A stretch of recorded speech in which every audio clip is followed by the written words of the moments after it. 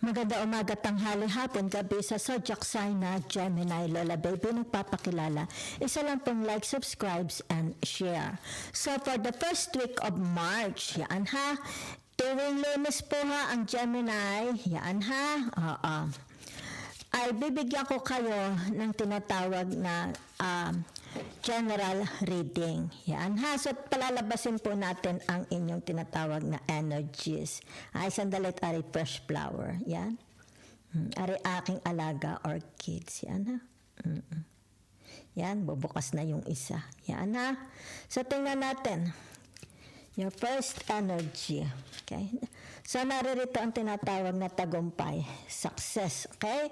It's like magkakaroon ng brilliant, very, very brilliant ideas, di ba? Ng pagkapanalo. Yan ha. Yan. Meron po ha, it's like you will receive a trophy, maybe you are part of the sports games, di ba? Society. Yan.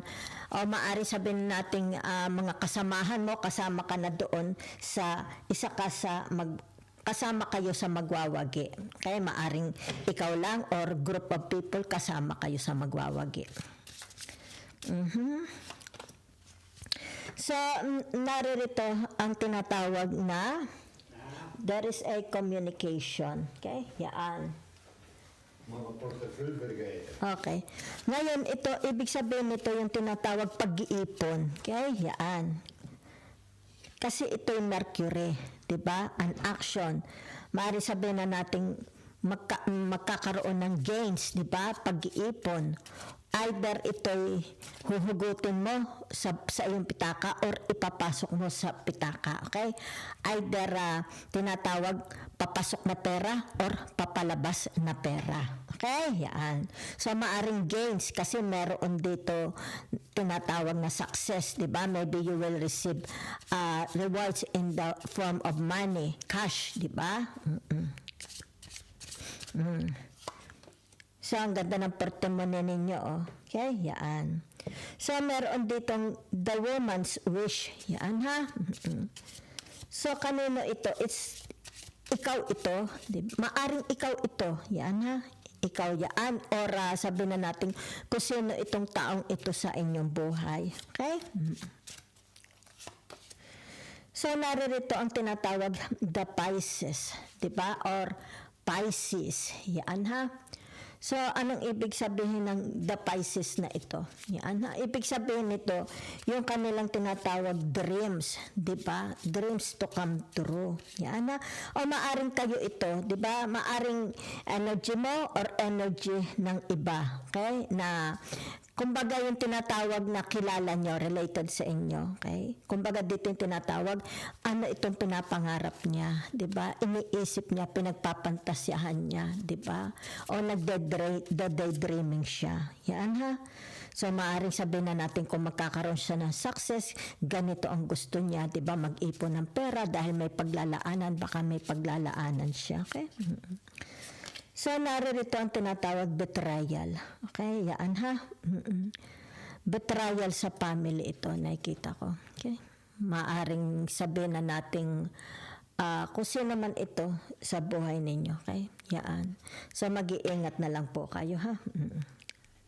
Yan. Maaari ito'y ipagpalayo, wag pagpalapit, baka kamag-anak mo, pinsan mo, kapatid mo, asawa mo, diba, anak mo, diba, yan. Pwede rin namang friends, yan ha. Hindi maganda ang energy nito, ang vibration, okay? So, maaari din naman kung sino itong babaeng ito, diba, it's like tinatawag, meron siya mga pagnanasa, diba, maaring pwede ka niyang i-betray, diba, kung sino man ito, either ikaw ito or someone else na nasa surroundings nyo, pwede kayong i-betray, okay? Next energy. Para sa mga Gemini for the first week of March. Okay? Ay, the sun po. Kita ninyo. Lumabas po talaga ang the sun. Ha? Okay. So, anong ibig sabihin nito? Yan ha. Merong number 31. Yan o. So, ibig sabihin nito yung tinatawag na ito ito may kinalaman sa inyong hanap buhay. Yan ha, yan o, kita ninyo. May kinalaman ito sa hanap buhay ninyo. Okay? Tagumpay, di ba? Maaring sabihin natin atleta ka, di ba? Maaring sabihin na natin nasa group of people kayo. Maaring yung inyong kasama, organization, kung saan naroon ka, makaka-receive ng tinatawag na achievement, kasama ka na, di ba? Yan. So, another. So, narito tinatawag merong number 23. Yan ha? Okay. So, ibig sabihin, ito'y taong oportunista. Yan o. Kita nyo. Masyado oportunista ang taong ito ha. Yan. So, lagay natin dyan ha. Kung sino man yan. Nanganganya, di ba? Kahit hindi kanya, kinakanya. Yan ha. Magnanakaw pa siya. Di ba? Yan. So, ito number 8. Okay? So, ibig sabihin nito, tinatawag na, sandali lang dahil may mga kasamang wolves. Okay? So, ibig sabihin nito yung tinatawag na, it's like mag-iingat kayo, ha? Yan. Kung kailangan ninyong lumakad, walang security, di ba? Ibig sabihin nito yung tinatawag na magdadala ka ng kasama, di ba? Yan. Especially kung gabi, lalakad ka mag-isa. Huwag kayong aalis nang walang kasama. Di ba yan, okay? Huwag po kayong aalis, ha? Okay? Baka kayo is ma-hold up, madukutan, di ba?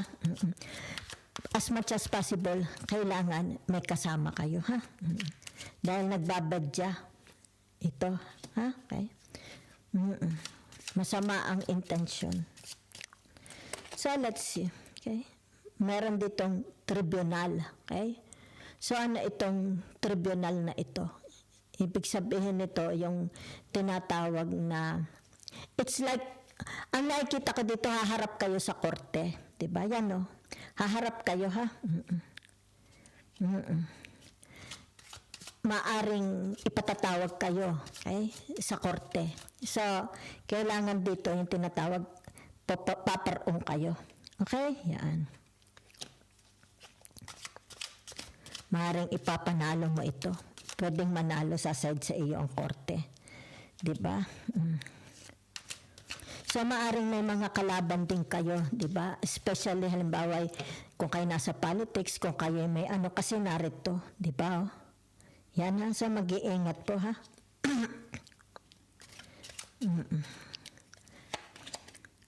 So, naririto ang tinatawag na persona principal. Okay? The main character. Yan ha. So, ibig sabihin nito, yung tinatawag na pangarap niya. Okay? It's about, nakikita ko halimbawa, sabihin na natin, baka gusto niyang, ito kasi dito ha, dito, yan kung pagdadaisin natin tong dalawang ito, di ba? Pangarap niya, halimbawa sabihin na natin, matagpuan ang kanya soulmate. O maaaring sabihin na natin, pangarap niyang mag-alaga ng isda sa aquarium o ng hayop, ng ibon. It's more about company. Gusto niya ng tinatawag, magkaroon ng company. Maaaring matagal na siyang solo, di ba? Wala siyang company. Ibig sabihin kasamahin sa buhay. So, pangarap niya, di ba?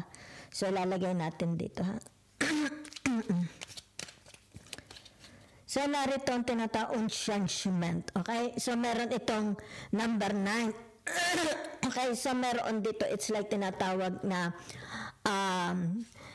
travel. Okay? Short or long travel.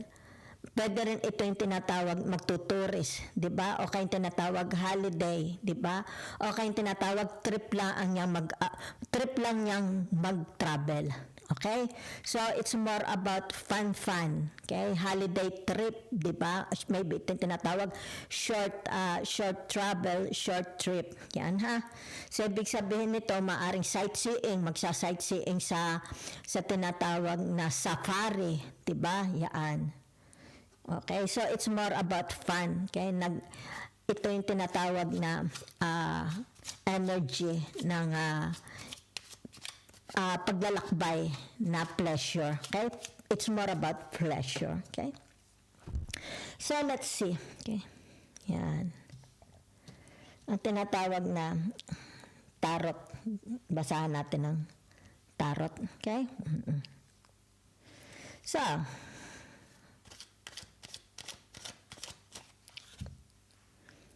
ay mag-iingat po ha. Yan, merong gustong, kaya pala, ibig sabihin nito, ito malapit sa inyo ha. Gustong magnakaw. Dito siya Yan ha.